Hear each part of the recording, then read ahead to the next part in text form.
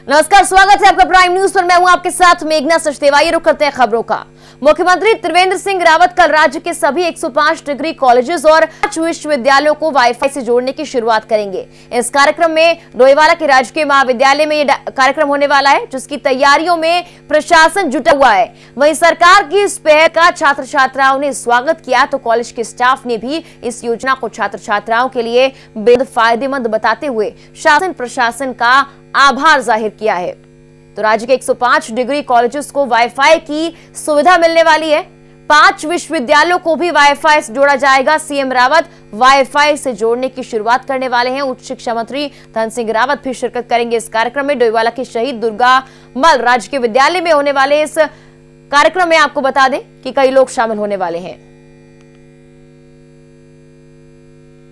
माननीय मुख्यमंत्री महोदय द्वारा हमारे महाविद्यालयों के 105 महाविद्यालय और 5 विश्वविद्यालयों के लिए 4G कनेक्टिविटी का शुभारंभ कराया जा रहा है। इससे हमारे छात्रों को तीव्रता से नेट की सुविधा प्राप्त होगी। पुस्तकालयों में आसानी से पुस्तकों का डाउनलोडिंग कर सकते हैं तथा अन्य जो वेबसाइट्स हैं, हमारे एनलिस्ट है, स्वयं प्रभा है, स्वयं है, इन सब से आसानी से वे अपने शिक्षण सामग्री को प्राप्त कर सकते हैं। डोईवाला से हमारा सहयोगी राजकुमार हमारे साथ फोन लाइन पर जुड़ गए हैं। राजकुमार, अगर देखा जाए कनेक्टिविटी को और बढ़ावा देने के लिए अब वाईफाई की सुविधा कॉलेजेस में दी जाएगी, इसको लेकर और इस कार्यक्रम को लेकर तैयारियां कैसी चल रही हैं? बिल्कुल, देखिए मेघना, क्योंकि सब लोग जानते हैं कि कोरोना काल में जिस तरह से सरकार ने घर बैठे लोगों की पढ़ाई के लिए ऑनलाइन की सुविधा दी थी, तो उसको देखते हुए हम कह सकते हैं कि ये जो मुख्यमंत्री आज कल डोईवाला में योजना का शुभारंभ करने वाले हैं, बहुत बड़ी योजना है। उत्तराखंड के पूरे 105 डिग्री कॉलेज और 5 विश्वविद्यालय, ये सारे वाईफाई से जुड़ने वाले हैं। इंटरनेट की कनेक्टिविटी से ये लोग जुड़ेंगे, स्कूल सारे। तो कहीं ना कहीं छात्रों को बहुत फायदा होगा। खासकर गढ़वाल और कुमाऊं के अगर हम स्कूलों की बात करें, कॉलेज की बात करें, तो उनको बहुत ज्यादा वाईफाई से फायदा मिलने वाला है। अभी तक हमने देखा है कि पहाड़ों के जो स्कूल थे वो कहीं ना कहीं तमाम तरह की परेशानियां झेलते थे, कनेक्टिविटी की दिक्कत रहती थी, वाईफाई नहीं जुड़ पा रहा था, जिसके कारण तमाम बच्चों की पढ़ाई भी प्रभावित हो रही थी। लेकिन अब जब कल से वाईफाई सारे कॉलेजों को मिल जाएगी, तो हम कह सकते हैं ये एक बड़ी योजना है मुख्यमंत्री की, जो कि डोईवाला से शुरुआत हो रही है। कल विधानसभा अध्यक्ष प्रेमचंद अग्रवाल जी भी यहाँ रहने वाले हैं। उच्च शिक्षा मंत्री हैं डॉक्टर धन सिंह रावत, वो यहाँ रहेंगे। इसके अलावा जो विभागीय अधिकारी हैं वो यहाँ पर रहेंगे। तो कह सकते हैं कि राज्य स्थापना दिवस के मौके पर तमाम तरह की योजनाएं हैं जिसका लाभ हमारे राज्य को मिलने जा रहा है, क्षेत्र को मिलने जा रहा है। जी राजकुमार, जो बच्चे हैं, छात्र छात्राएं हैं, उन्होंने भी कहीं ना कहीं इसका स्वागत किया है। उनकी किस तरह की प्रतिक्रिया सामने आ रही है अब वाईफाई के शुभारंभ को लेकर?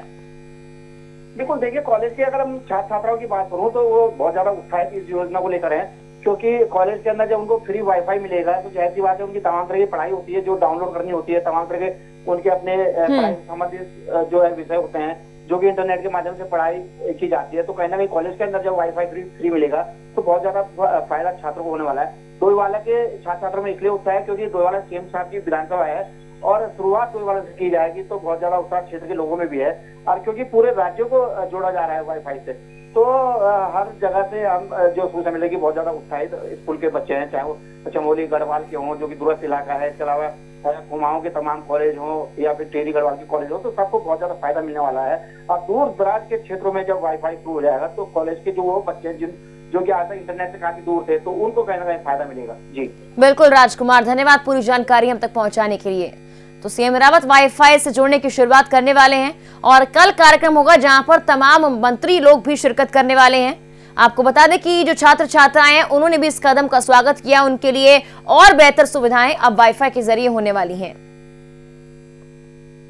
प्रदेश के उच्च शिक्षा मंत्री डॉक्टर धन सिंह रावत ने अपनी विधानसभा श्रीनगर के पाबो में महाविद्यालय का भूमि पूजन और शिलान्यास किया है। महाविद्यालय 1 साल में बनकर तैयार हो जाएगा, जिसके लिए सरकार ने 3 करोड़ की धनराशि स्वीकृत कर दी है। इस दौरान धन सिंह रावत ने बताया कि पिछले लंबे वक्त से राजकीय महाविद्यालय के लिए जमीन खोजी जा रही थी, मगर जमीन न मिलने के चलते इसका निर्माण नहीं हो पा रहा था और इसमें देरी हुई है।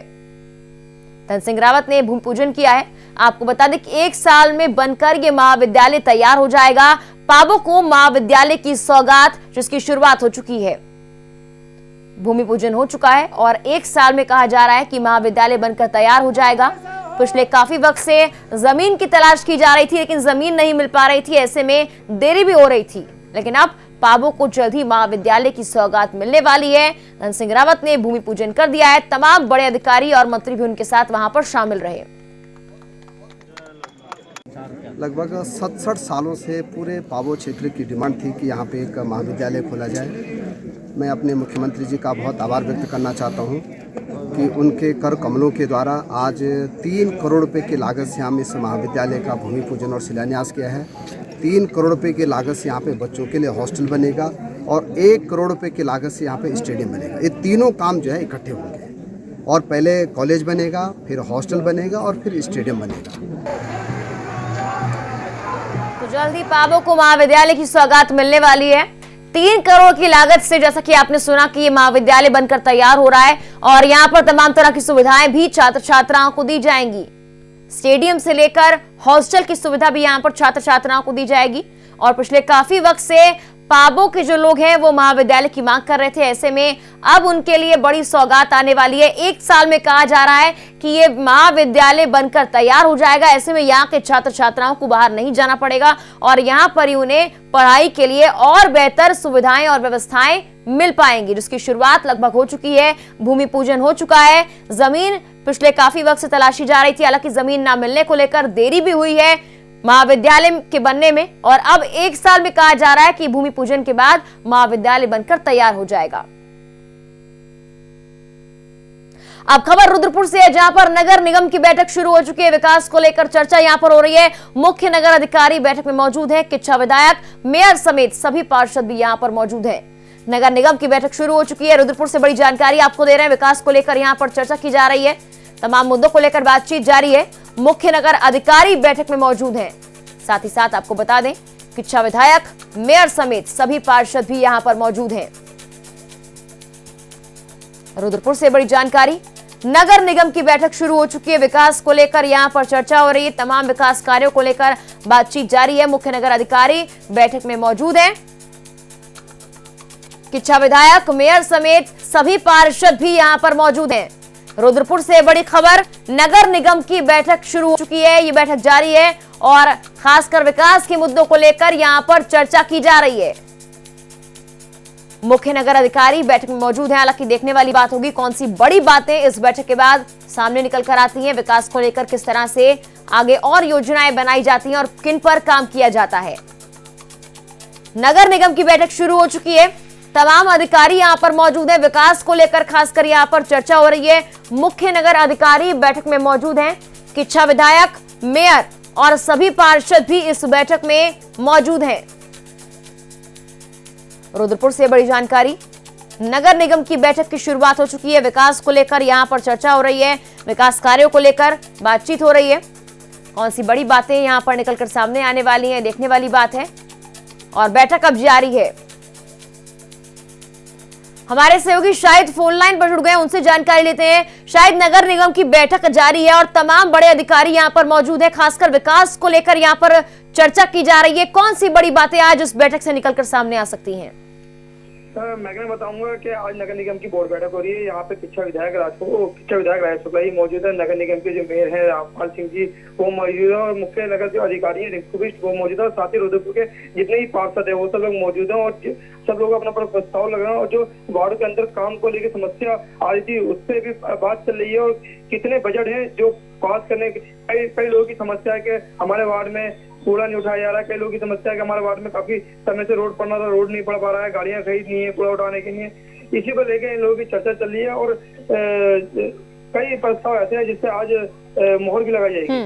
ठीक है, शायद इस बैठक को लेकर आप नजर बनाए रहिए। अपडेट आपसे हम लेंगे। फिलहाल धन्यवाद जुड़ने के लिए हमारे साथ। तो नगर निगम की बैठक शुरू हो चुकी है और तमाम मुद्दों को लेकर यहाँ पर चर्चा की जा रही है। कई लोग इसलिए परेशान है क्योंकि उन्हें उनके घर के सामने से कूड़ा नहीं उठाया जा रहा है। ऐसे तमाम तरह की परेशानी जिस पर लेकर आज चर्चा हो रही है, उनका समाधान निकाला जाएगा और कई महत्वपूर्ण प्रस्ताव भी बताए जा रहे हैं जिन पर आज मुहर लग सकती है, फाइनल मुहर लग सकती है इस बैठक के बाद। बद्रीनाथ राष्ट्रीय राजमार्ग पर एक बाइक दुर्घटनाग्रस्त हो गई जिसमें 2 लोगों की मौत हो गई। सूचना पर पुलिस एसडीआरएफ मौके पर पहुंच गई और शवों को पोस्टमार्टम के लिए भिजवा दिया है। वहीं सब इंस्पेक्टर मंसूर अली ने बताया कि मृत लोगों की अभी तक शिनाख्त नहीं हो पाई है। हादसे में बाइक दुर्घटनाग्रस्त हुई है। 2 की मौके पर ही मौत हो गई है। मृतकों की अभी तक शिनाख्त यानी कि पहचान नहीं की गई है। बड़ा हादसा हुआ है। रुद्रप्रयाग से खबर सामने आई है, जहां पर मृतकों की अभी तक शिनाख्त नहीं हुई है। बाइक दुर्घटनाग्रस्त हुई है और रेस्क्यू ऑपरेशन चलाया जा रहा है। हालांकि आपको बता दें कि 2 की मौत की जानकारी भी फिलहाल सामने आ रही है। 2 लोगों की मौके पर ही मौत हो गई। हालांकि आपको बता दें, पहाड़ी क्षेत्रों में लगातार इस तरह से हादसों की जो खबरें हैं वो सामने आती रहती हैं। एक बार फिर से बड़ा हादसा हुआ है, एक बाइक दुर्घटनाग्रस्त हुई है और हादसे में 2 लोगों की मौके पर ही मौत हो गई। उसके बाद रेस्क्यू ऑपरेशन के लिए टीम वहां पर पहुंची, पुलिस प्रशासन की टीम भी मौके पर पहुंच गई, लेकिन 2 लोगों की मौके पर ही मौत हो चुकी है। फिलहाल मृतकों की शिनाख्त करने की कोशिश की जा रही है। बड़ा हादसा हुआ है। यहां पर आपको बता दें, एक बाइक दुर्घटनाग्रस्त हुई है। इस दुर्घटना के बारे में जानकारी ये प्राप्त हुई है, 1 घंटा पहले हमें पुलिस को जानकारी मिली है कि कोई 2 व्यक्ति सवार हैं जो मोटरसाइकिल में, जिसका संभवतः यूपी 11 सहारनपुर का नंबर बताया जा रहा है, जो बाइक सहित ही नीचे गिरे हैं। हमें तो जानकारी 1 घंटा पहले मिली है, लेकिन संभवतः यहाँ पे पहुँचने पर पता चला कि ये बॉडी रात को ये बाइक नीचे रात को गिरी है, लेकिन इसके बारे में कुछ नहीं पता। इसमें 2 बाइक सवार हैं, नीचे गए, संभवतः उनकी मृत्यु हो चुकी है। अभी पुलिस DDRF और SDRF को रेस्क्यू किया जा रहा है। बाकी इनके नाम पते की जानकारी बॉडी ऊपर ले करके और उनकी सत्यापन करके जानकारी प्राप्त होगी।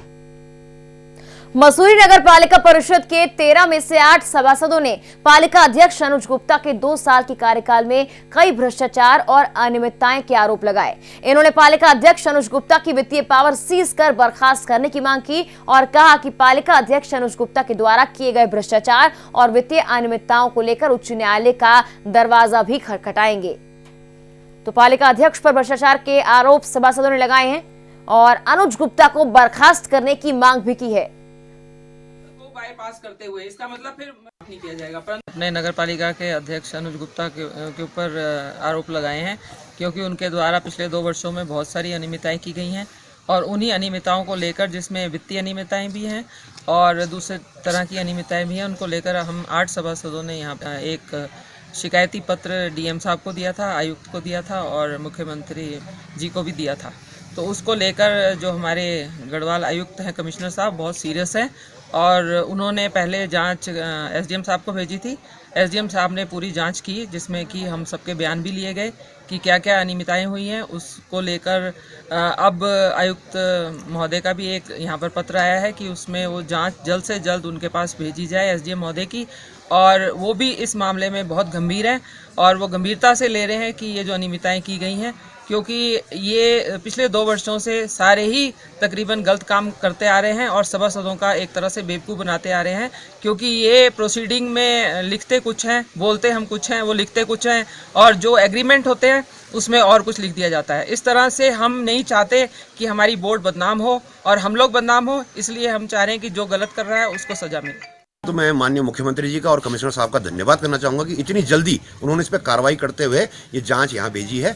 और इसमें जो हमारी जांच का मुख्य विषय था वो हमारे 16 बिंदु जो थे, उनमें से जो मेन बिंदु हमारा ये था कि एक तो पार्किंग जो बन रही है यहाँ पे, वो पार्किंग ना बनकर आज एक बहुत बड़ा भवन बन रहा है जिसमें कमरे बनाए जा रहे हैं, जबकि हमारे बोर्ड ने पास किया था कि एक शहर में पार्किंग की समस्या को देखते पार्किंग के लिए सही जगह था, तो वो पार्किंग ना बन के आज कमरे बन रहे हैं। दूसरा हमारा जो मेन बिंदु उसमें था वो है इको टैक्स को लेकर। इन्होंने नगर पालिका बोर्ड को बाईपास करके इको टैक्स को जो है कहा है कि शासन से ये आया हुआ है, कहीं में लेटर नहीं दिखाए गए और इसको जो है अपने संबंधित ठेकेदार को और अपने क्षेत्र ठेकेदार को दे दिया है। तो ये मुख्य बिंदु थे और भी जितने भी हमारे 16 बिंदु वो सारे वित्तीय अनियमितताओं के बिंदु हैं और नगर पालिका भ्रष्टाचार के चरम पर है। और इसलिए हम सभासदों ने ये जाँच के लिए हमने मुख्यमंत्री को कहा और मुझे तो बहुत सौभाग्य समझता हूँ मुख्यमंत्री जी ऐसे मुख्यमंत्री प्रदेश के, उन्होंने बिल्कुल 2 या 3 दिन भी नहीं लगाए और इसके लिए जाँच के लिए भेज दिया। परंतु इस आपदा को देखते तो नगर पालिका अध्यक्ष पर भ्रष्टाचार के आरोप लगे हैं और साथ ही साथ उनके खिलाफ जांच भी बैठाई गई है। मसूरी से हमारे सहयोगी सुनील सोनकर फोन लाइन पर जुड़ गए, उनसे जानकारी लेते हैं। सुनील, पालिका अध्यक्ष अनुज गुप्ता को बर्खास्त करने की मांग की गई है और साथ ही साथ उनके खिलाफ भ्रष्टाचार के आरोप भी लगाए गए हैं, क्या कुछ जानकारी है इस मामले को लेकर? देखिए, जिस तरीके से यहाँ पर 13 सभासदों में से 8 सभासदों ने संयुक्त रूप से प्रेस वार्ता करके पालिका अध्यक्ष अनुज गुप्ता पे कई गंभीर आरोप लगाए हैं। उनका ये कहना है कि 2 साल के कार्यकाल में पालिका अध्यक्ष द्वारा कई बड़े घोटाले यहाँ पर कर दिए गए हैं और कई काम बिना बोर्ड की अनुमति के ही करवा दिए गए हैं। करोड़ों रुपए के काम ऐसे है जो मौखिक निर्देशों पर किए गए हैं और वो काम भी पूरा हो गया है। ऐसे में वो भ्रष्टाचार साफ तौर पर नजर आ रहा है। वही एक मैसोनिक लॉज पार्किंग है जो पिछले 10 सालों से निर्माणाधीन है। ऐसे में वो पार्किंग के नाम पर उस पूरी बिल्डिंग को बनाने की बात कर रहे हैं, परंतु जो स्ट्रक्चर निकलकर सामने आया है वो करीब 70 कमरों का वहाँ पर पूरा आवास नजर आ रहा है। और उसी को लेकर यहाँ पर कई जो सभासद है वो मुखर है। उनका ये कहना है कि जो आरोप यहाँ पर लगाए जा रहे हैं वो बिल्कुल सही है और उसके प्रमाण भी उनके पास है। इसको लेकर उनके द्वारा मुख्यमंत्री त्रिवेंद्र सिंह रावत, गढ़वाल आयुक्त और जिलाधिकारी देहरादून से मुलाकात करके 16 बिंदुओं पर लिखित शिकायत की गई है और उनसे मांग की गई है कि जब तक जांच चल रही है इनकी वित्तीय पावर को सीज किया जाए और जांच के बाद जो आरोप सिद्ध होते हैं तो इनको बर्खास्त करने की भी कार्रवाई यहाँ पर की जाए।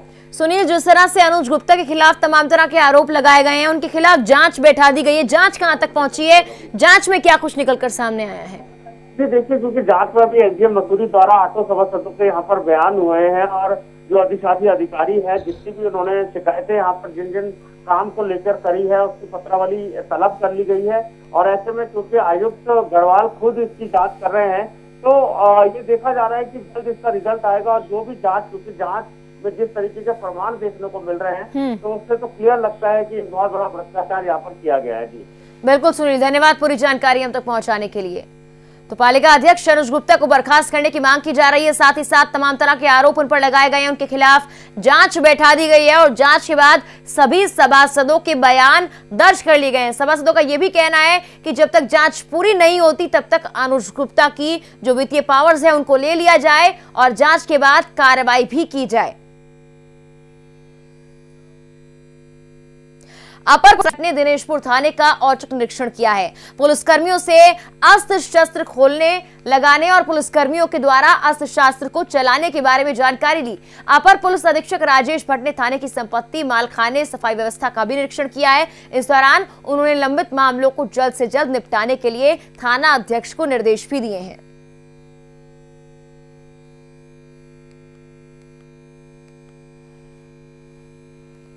तो अपर पुलिस अधीक्षक ने थाने का निरीक्षण किया है। द्वारा किया जा रहा है। इसमें हम लोग पूरा थाने का परिसर, बैरक, मैस, उसके अलावा हमारी जो गवर्नमेंट प्रॉपर्टी है उसका आकलन, मालखाना, उसके अलावा विवेचनाओं का पूरा डिटेल्स, ये सारा इंस्पेक्ट करते हैं।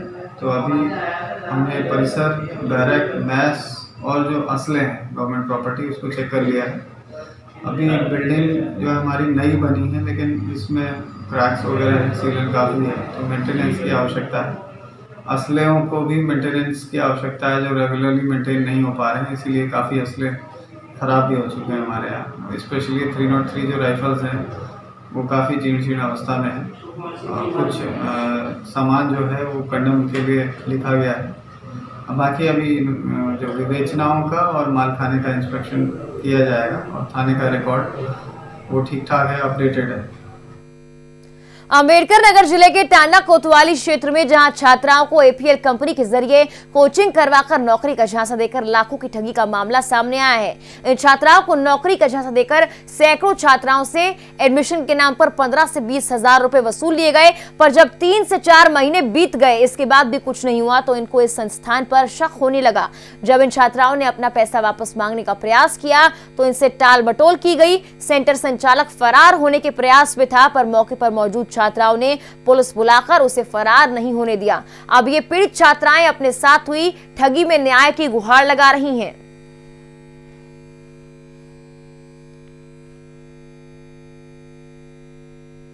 दिवाली आते ही जुआरियों का सीजन शुरू हो गया और इसी को लेकर बरेली पुलिस अलर्ट है। पुलिस ने मुखबिर की सूचना पर दबिश देकर 9 जुआरियों को गिरफ्तार कर लिया है। पुलिस ने पकड़े गए जुआरियों के पास से 25,700 रुपए और कई ताश की गड्डियां बरामद की है। वहीं एसपी सिटी ने बताया कैंट थाना पुलिस ने मुखबिर की सूचना पर दबिश देकर 9 जुआरियों को गिरफ्तार किया है। मुकदमा लिखकर आगे कार्रवाई की जा रही है।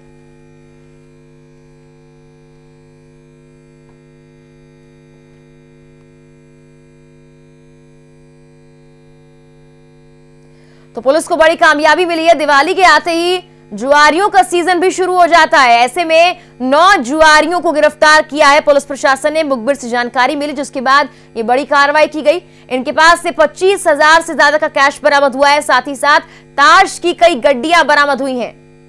बड़ी कामयाबी पुलिस को मिली है। इनके साथ और भी कई लोग शामिल हो सकते हैं ये कहा जा रहा है और फिलहाल इनसे पूछताछ की जा रही है। लगातार त्योहारी सीजन में जुआरियों पर लगाम लगाने की कोशिश की जा रही है पुलिस प्रशासन की तरफ से और बड़ी कामयाबी पुलिस को मिली है। इस मामले को लेकर मुखबिर से जानकारी मिली जिसके बाद पुलिस ने कार्रवाई की है। आपको बता दें 9 जुआरी पुलिस के हत्थे चढ़ गए हैं। फिलहाल इनसे पूछताछ की जा रही है। इनके साथ और कौन कौन लोग शामिल थे ये जानकारी जुटाने का प्रयास भी किया जा रहा है। इनके पास से 25,700 रुपए कैश बरामद हुआ है। साथ ही साथ ताश की कई गड्डियां भी बरामद हुई हैं। दिवाली के आते ही ये जुआरी काफी एक्टिव हो जाते हैं और इनको लेकर अभी से पुलिस ने अभियान शुरू कर दिया है। बरेली पुलिस को बड़ी कामयाबी मिली है। 9 जुआरी पुलिस के हत्थे चढ़ गए हैं। इनसे फिलहाल पूछताछ की जा रही है। इनके साथ और कौन कौन से लोग शामिल हैं। इससे पहले आईपीएल को लेकर सट्टेबाजों पर भी पुलिस ने बड़ी कार्रवाई की थी। और इसी के साथ फिलहाल के इस बुलेटिन में इतना ही। तमाम खबरों के लिए आप बने रहिए प्राइम न्यूज पर। नमस्कार।